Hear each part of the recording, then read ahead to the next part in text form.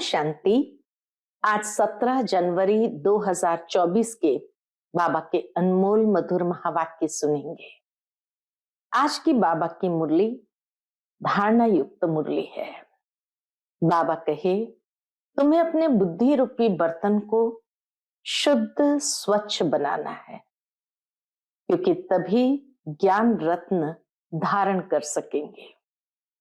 बाबा को बहुत प्यार से याद करो, श्रीमत पर सदा चलो और पढ़ाई पर पूरा पूरा अटेंशन दो। तो बाबा कहे तुम्हें सब रिगार्ड देंगे। साथ ही साथ आज बाबा ने देही अभिमानी बनने की प्रेरणा दी है। बाबा कहे तुम बच्चों को देही अभिमानी बनकर रहना है। जब भी किसी से बात करते हो या समझाते हो तो यही मन के अंदर ले आओ कि मैं आत्मा इस आत्म भाई से बात कर रही हूं या उसको समझाती हूं। ऐसे करने से भाई भाई की दृष्टि पक्की होती जाएगी और देही अभिमानी बनना सहज हो जाएगा। साथ ही साथ बाबा कहे देही अभिमानी बनने के लिए तुम्हें अंदर में ये नशा रहना चाहिए कि हमको पढ़ाने वाला कौन है। हमको पढ़ाने वाला स्वयं भगवान है, हम भगवान के स्टूडेंट्स हैं। तो बाबा कहे ऐसे स्मृति रहने से तुम्हें सदा अति इंद्रिय सुख की भासना आएगी। तो सुनते हैं आज के बाबा के अनमोल मधुर महावाक्य। ओम शांति। मीठे बच्चे, बाबा को प्यार से याद करते रहो, श्रीमत पर सदा चलो, पढ़ाई पर पूरा अटेंशन दो, तो तुम्हें सब रिगार्ड देंगे। आज की मुरली से प्रश्न है, अति इंद्रिय सुख का अनुभव किन बच्चों को हो सकता है? उत्तर है, पहला, जो देही अभिमानी है। इसके लिए जब किसी से बात करते हो या समझाते हो तो समझो मैं आत्मा भाई से बात करता हूं। भाई भाई की दृष्टि पक्की करने से देही अभिमानी बनते जाएंगे। दूसरा, बाबा कहे जिन्हें नशा है कि हम भगवान के स्टूडेंट्स हैं, उन्हें ही अतीन्द्रिय सुख का अनुभव होगा। तो एक तो देही अभिमानी स्थिति वाले को अतीन्द्रिय सुख का अनुभव होगा। दूसरा, जिन्हें नशा है कि हम भगवान के स्टूडेंट्स हैं, उनसे पढ़ाई कर रहे हैं, उन्हें अतीन्द्रिय सुख का अनुभव होगा। आज की मुरली से पहले गीत बजा है, कौन आया मेरे मन के द्वारे। ओम शांति। बाप बैठ बच्चों को समझाते हैं। दूसरी कोई संस्था में ऐसे नहीं कहते कि बाप बच्चों को समझाते हैं। बच्चे जानते हैं बरोबर सब बच्चों का बाप एक ही है, सब ब्रदर्स है। उस बाप से जरूर बच्चों को वर्षा मिलता है। चक्र पर भी तुम अच्छी रीति समझा सकते हो कि यह है संगम, जबकि मुक्ति और जीवन मुक्ति मिलती है। तुम बच्चे जीवन मुक्ति में जाएंगे तो बाकी सब मुक्ति में जाएंगे। सदगति दाता, लिबरेटर, गाइड उनको ही कहा जाता है। परमात्मा को ही सदगति दाता, लिबरेटर, गाइड कहा जाता है। रावण राज्य में कितने ढेर मनुष्य है। राम राज्य में एक ही आदि सनातन देवी देवता धर्म था। उनको आर्य और अनार्य कहते हैं। सतयुगी देवताओं को आर्य कहेंगे और कलियुगी मनुष्य को अनार्य कहेंगे। आर्य सुधरे हुए, अनार्य न सुधरे हुए को कहा जाता है।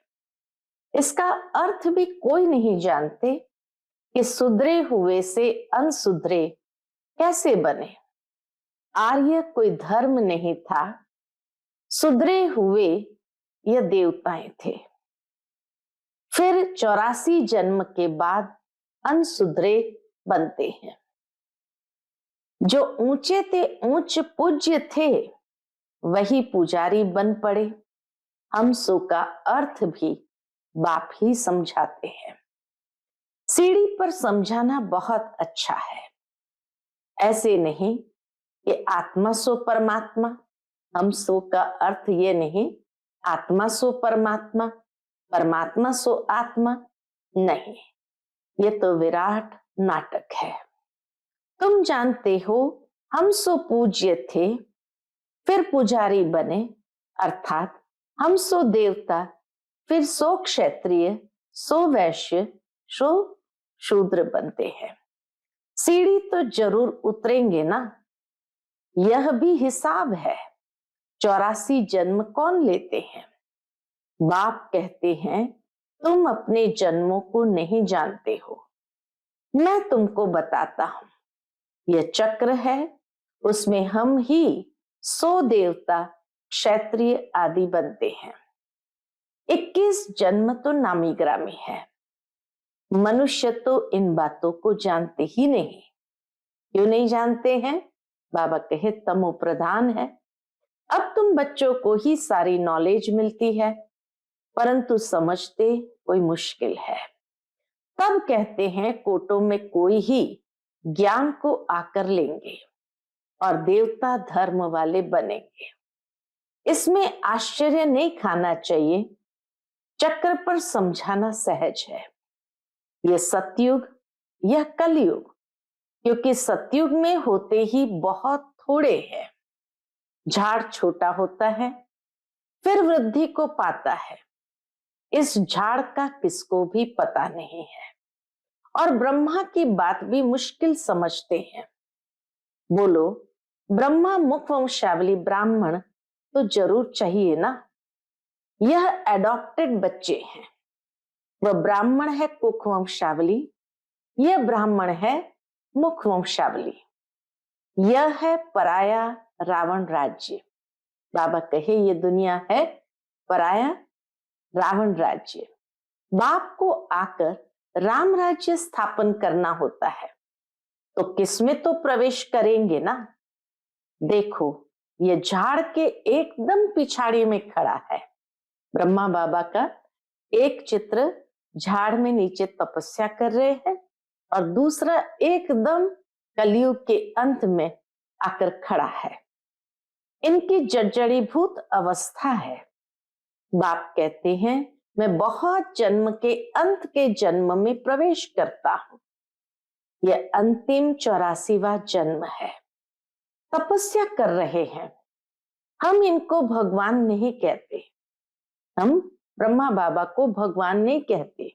दुनिया वालों ने तो भगवान को सर्वव्यापी कह ठिक्कर भीतर में कह दिया है, इसलिए खुद भी पूरे ठिक्कर बन पड़े हैं। बाबा कहे जब भगवान को ठिक्कर भीतर में कह दिया, इसीलिए खुद भी पूरे ठिक्कर बन पड़े हैं। देवताओं की तो बात ही न्यारी है। अब तुम पढ़कर ये पद पाते हो, कितनी ऊंची पढ़ाई है। ये पढ़ाई कोई साधारण नहीं, बहुत ऊंची पढ़ाई है। इन देवताओं को भगवान भगवती भी कहते हैं। क्यों? क्योंकि पवित्र है, और स्वयं भगवान द्वारा ही इस धर्म की स्थापना हुई है, तो जरूर भगवान भगवती होने चाहिए। परंतु उनको कहा जाता है महारानी महाराजा। बाकी श्री लक्ष्मी नारायण को भगवती भगवान कहना भी अंधश्रद्धा है। दुनिया में तो अंधश्रद्धा के वश ही उनको भगवान भगवती कह देते हैं, क्योंकि भगवान तो एक ही है ना। तुम शिव और शंकर को भी अलग कर बताते हो। इस पर वो लोग कहते हैं ये देवताओं को भी उड़ा देते हैं। तुम्हारी बुद्धि में तो सारा चक्र है, परंतु जो महारथी है वही अच्छी तरह समझा सकते हैं। बहुत है जो भल सुनते हैं, परंतु बुद्धि में ठहरता नहीं, तो वो क्या बनेंगे? पाई पैसे के दास दासियां बनेंगे, आगे चलकर तुमको साक्षात्कार होंगे, परंतु उस समय कुछ कर नहीं सकते। टाइम पूरा हो गया, फिर क्या कर सकेंगे? इसलिए बाबा सावधान करते रहते हैं, परंतु सब ऊंच चढ़ जाए यह तो हो नहीं सकता। बर्तन साफ नहीं है, बुद्धि रूपी बर्तन साफ नहीं है, बुद्धि में किच्चड़ पट्टी भरी हुई है, इसमें पुरुषार्थ बहुत अच्छा चाहिए। चित्र पर समझाने की बहुत प्रैक्टिस करनी चाहिए, नहीं तो पिछाड़ी में पछताना पड़ेगा। यह आत्मा को फूड मिल रहा है, आत्मा को भोजन मिल रहा है, यह तो सबको समझाने की बातें हैं। डरने की कोई बात नहीं। बड़े बड़े स्थानों पर प्रदर्शनी, म्यूजियम होने से नाम होता है। बाबा ने कहा था सबसे ओपिनियन लिखवाओ, वह भी छपानी चाहिए। ऐसी छोटी किताब बाबा कहे ओपिनियन की छपानी चाहिए।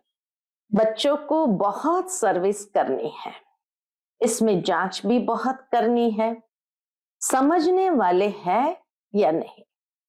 इसको भी समझाने के लिए बाबा कहे जांच करो कि सचमुच ये समझने वाला भी है या नहीं। यह है नई दुनिया, यह है पुरानी दुनिया, यह तो कोई भी समझ सकते हैं, सिर्फ टाइम लंबा कर दिया है, इसलिए मनुष्य मूंझ पड़े हैं। पहले पहले बाप का परिचय देना है। जो देही अभिमानी होकर रहते हैं, अतीन्द्रिय सुख उनको ही रह सकता है। सिर्फ भाषण से काम नहीं होगा। जब भाषण करते हो तो भी समझना है कि मैं आत्मा भाई को समझाता हूं। आत्म अभिमानी बनना, इसमें बड़ी मेहनत चाहिए, परंतु बच्चे घड़ी घड़ी भूल जाते हैं। बाप ही आकर बच्चों को समझाते हैं। गायन भी है, आत्मा परमात्मा अलग रहे बहुकाल, सुंदर मेला जब लगा तब सतगुरु मिला दलाल के रूप। तो गायन भी है, आत्मा परमात्मा अलग रहे, इसका अर्थ भी तुम ही जान सकते हो। जो महारथी है उनको अपने को आत्मा समझ बाप को याद करने की बहुत प्रैक्टिस करनी है, तब तो अपने को पावरफुल समझेंगे। जो अपने को आत्मा ही नहीं समझते वह क्या धारणा करेंगे? याद से ही तुम्हारे में जौहर भरेगा। ज्ञान को बल नहीं कहा जाता है, योग बल कहा जाता है। योग बल से ही तुम विश्व के मालिक बनते हो। अब तुमको बहुतों को आप समान बनाना है। जब तक बहुतों को आप समान नहीं बनाया है, तब तक विनाश हो न सके। भल बड़ी लड़ाई लग जाए, परंतु फिर बंद होती रहती है। अभी तो बहुतों के पास बॉम्ब्स है, परंतु यह रखने की चीज नहीं है। पुरानी दुनिया का विनाश और एक आदि सनातन धर्म की स्थापना होनी है जरूर। बाबा कहे ये तो कायदा है कि पुरानी दुनिया का विनाश और एक आदि सनातन धर्म की स्थापना होनी है जरूर। थोड़े समय के बाद सब कहेंगे बरोबर ये वही महाभारी लड़ाई है। भगवान भी है जरूर। जब तुम्हारे पास बहुत लोग आएंगे तब सब मानने लगेंगे, कहेंगे यह तो वृद्धि को पाते रहते हैं, इनमें बहुत माइट है। तुम जितना याद में रहेंगे उतनी तुम्हारे में ताकत भरेगी। बाप की याद से ही तुम औरों को लाइट देते हो। ये दादा ब्रह्मा भी कहते हैं, मेरे से भी ये बच्चे बहुत अच्छी सर्विस करते हैं, अभी थोड़ी देरी है। योग में यथार्थ रीति कोई रह नहीं सकता, खुद भी फील करते हैं कि योग में हम कम है, इसीलिए बराबर तीर नहीं लगता। इसको भी समझाते हैं तो तीर नहीं लगता। भगवान कुमारियों में ज्ञान बाण भरते हैं। तुम प्रजा पिता ब्रह्मा कुमार कुमारियां हो। बाबा कहे तुम प्रजा पिता ब्रह्मा कुमारियां हो ना। यह है ब्रह्मा, तुम हो एडॉप्टेड बच्चे। क्रिएटर तो एक ही है, बाकी सब पढ़ रहे हैं। क्रिएटर शिव बाबा एक ही है, बाकी तो सब पढ़ रहे हैं, स्टूडेंट्स है। उसमें ये ब्रह्मा भी आ गया, ब्रह्मा भी स्टूडेंट है शिव बाबा का। फिर यह रचना हो गई ना, तुम देवता बनने वाले हो, दैवी गुण धारण कर रहे हो। कहां कहां दोनों पहिए चल नहीं सकते, जैसे कि रेती पर खड़े हैं।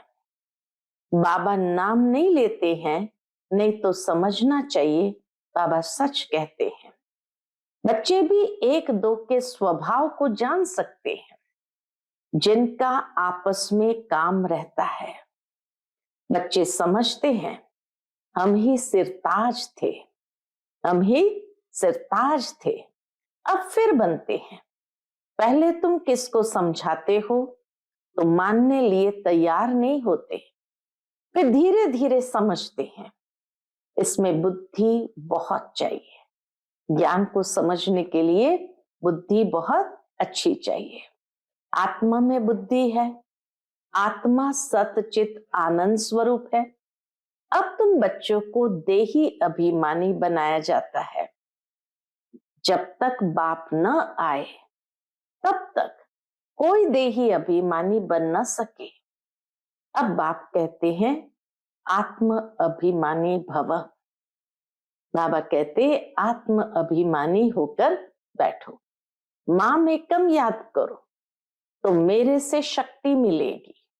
यह धर्म बहुत ताकत वाला है, सारे विश्व पर राज्य करते हैं। कम बात है क्या? तुमको ताकत मिलती है बाप के साथ योग लगाने से।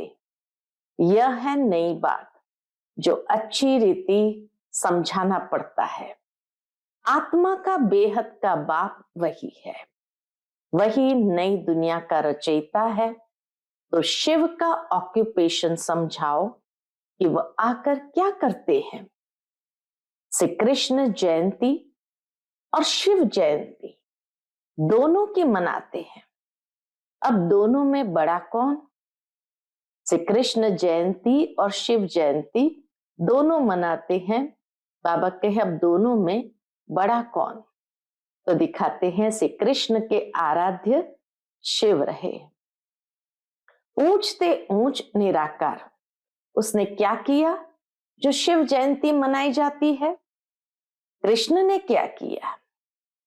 लिखा हुआ है कि परम पिता परमात्मा साधारण बूढ़े तन में आकर स्थापना करते हैं। अनेक प्रकार के मत मतांतर है, श्रीमत तो एक ही है जिससे तुम श्रेष्ठ बनते हो। मानव मत से श्रेष्ठ कैसे बनेंगे? यह ईश्वरीय मत जो तुमको एक ही बार संगम पर मिलती है। देवताएं तो मत देते नहीं, मनुष्य से देवता बन गए, बस खलास। वहां गुरु आदि भी नहीं करते, यहां मनुष्य मत लेते हैं गुरु की। बाबा कहे यहां मनुष्य मत लेते हैं गुरु की। तो युक्ति से समझाना है, हम है राजयोगी। हठ योगी कभी राजयोग सिखला न सके, वे है ही निवृत्ति मार्ग वाले। तीर्थों पर प्रवृत्ति मार्ग वालों को ही जाना है। तुम बच्चों को कोई भी बात में मूंझना नहीं है। यह ड्रामा बना बनाया है जो रिपीट होता रहता है। तुम्हारी सर्विस भी कल्प पहले मिसल होती है।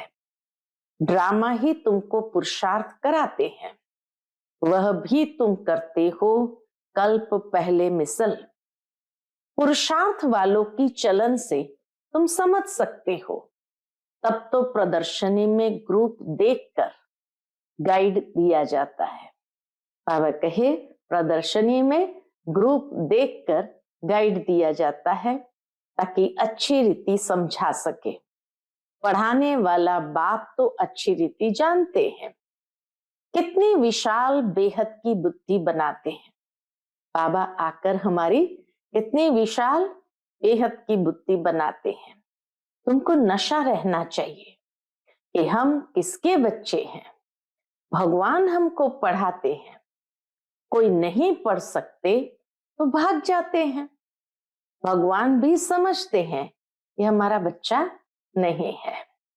तुम देखते हो भगवान के बच्चे पढ़ते थे, फिर भाग गए, फिर कुछ समझ में आ जाता है तो फिर भी पढ़ने लग जाते हैं। फिर योग में अच्छी रीति रहे तो ऊंच पद पा सकते हैं। समझेंगे बरोबर हमने टाइम बहुत वेस्ट किया, जो ऐसा स्कूल छोड़ दिया। अब तो जरूर बाप से वर्षा लेंगे। बाप को याद करते करते अथवा बाबा बाबा कह रोमांच खड़े हो जाने चाहिए। बाबा हमको उच्च पद प्राप्त कराते हैं। हम कितने भाग्यशाली है। घड़ी घड़ी बाबा की याद रहे, डायरेक्शन पर चलता रहे तो बहुत उन्नति हो सकती है। फिर उनको सभी बहुत रिगार्ड देंगे। बाबा कहते पढ़े आगे अनपढ़े भरी ढोएंगे। देह अभिमान वाले को दैवी गुणों की धारणा हो न सके। दैवी गुणों की धारणा करने के लिए देही अभिमानी होना पड़ता है। तुम्हारा चेहरा फर्स्ट क्लास होना चाहिए। कहते हैं अतीन्द्रिय सुख उन्हों से पूछो जिन्हों को भगवान पढ़ाते हैं। कितना पढ़ाई पर अटेंशन देना चाहिए और श्रीमत पर चलना चाहिए। तुम्हारे योग की ताकत से विश्व भी पवित्र बन जाता है। कितना बाबा हम बच्चों को पवित्रता के आधार से शक्तिशाली बनाते, जो बाबा कहे सारा विश्व भी पवित्र बन जाता है। तुम योग से विश्व को पवित्र बनाते हो, कमाल है। गोवर्धन पहाड़ को उंगली पर उठाना है। इस छीछी दुनिया को जिन्होंने पवित्र बनाया, यह उनकी निशानी है। गोवर्धन पर्वत को उंगली पर उठाया, अर्थात अपनी योग की ताकत से इस छीछी दुनिया को पवित्र बनाया, ये उनकी निशानी है। अच्छा, मीठे मीठे सिकिलदे बच्चों प्रति माता पिता बाप दादा का याद प्यार और गुड मॉर्निंग। रूहानी बाप की रूहानी बच्चों को नमस्ते। हम सभी रूहानी बच्चों की रूहानी माता पिता बाप दादा को याद प्यार, गुड मॉर्निंग और नमस्ते नमस्ते। शुक्रिया बाबा, शुक्रिया। आज की मुरली से धारणा के लिए मुख्य सार है। पहली पॉइंट, सत्य ज्ञान को बुद्धि में धारण करने के लिए बुद्धि रूपी बर्तन को साफ स्वच्छ बनाना है। व्यर्थ बातों को बुद्धि से निकाल देना है। दूसरी पॉइंट, दैवी गुणों की धारणा और पढ़ाई पर पूरा अटेंशन दे अतीन्द्रिय सुख का अनुभव करना है। सदा इसी नशे में रहना है कि हम भगवान के बच्चे हैं, वही हमको पढ़ाते हैं। आज का बाप दादा का मधुर वरदान हम बच्चों के प्रति है। निश्चय के फाउंडेशन द्वारा संपूर्णता तक पहुंचने वाले निश्चय बुद्धि निश्चिंत भव। निश्चय के फाउंडेशन द्वारा संपूर्णता तक पहुंचने वाले निश्चय बुद्धि निश्चिंत भव। निश्चय इस ब्राह्मण जीवन की संपन्नता का फाउंडेशन है और ये फाउंडेशन मजबूत है तो सहज और तीव्र गति से संपूर्णता तक पहुंचना निश्चित है। जो यथार्थ निश्चय बुद्धि है वह सदा निश्चिंत रहते हैं। जो यथार्थ निश्चय बुद्धि है वह सदा निश्चिंत रहते हैं। यथार्थ निश्चय है अपने आत्म स्वरूप को जानना, मानना और उसी प्रमाण चलना। और बाप जो है, जैसा है, जिस रूप में पाठ बजा रहे हैं उसे यथार्थ जानना। ऐसे निश्चय बुद्धि विजयी होते हैं। आज का स्लोगन है, अपने समय को, सुखों को, प्राप्ति की इच्छा को सर्व के प्रति दान करने वाले ही महादानी हैं। अपने समय को, सुखों को, प्राप्ति की इच्छा को सर्व के प्रति दान करने वाले ही महादानी हैं। आज का अव्यक्त इशारा है, अव्यक्त साइलेंस द्वारा डबल लाइट फरिश्ता स्थिति का अनुभव करो। जैसे शुरू शुरू में अभ्यास करते थे, क्या करते थे? चल रहे हैं, लेकिन स्थिति ऐसे जो दूसरे समझते कि यह कोई लाइट जा रही है। उनको शरीर दिखाई नहीं देता था। इसी अभ्यास से हर प्रकार के पेपर में पास हुए। तो अभी जबकि समय बहुत खराब आ रहा है, तो डबल लाइट रहने का अभ्यास बढ़ाओ।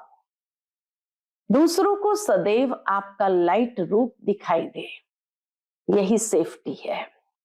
अंदर आवे और लाइट का किला देखे। बाबा कहे इसका अभ्यास को बढ़ाना है।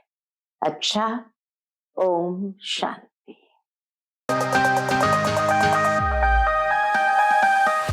Click here to like and subscribe our channel and press the bell icon to stay updated with the latest videos.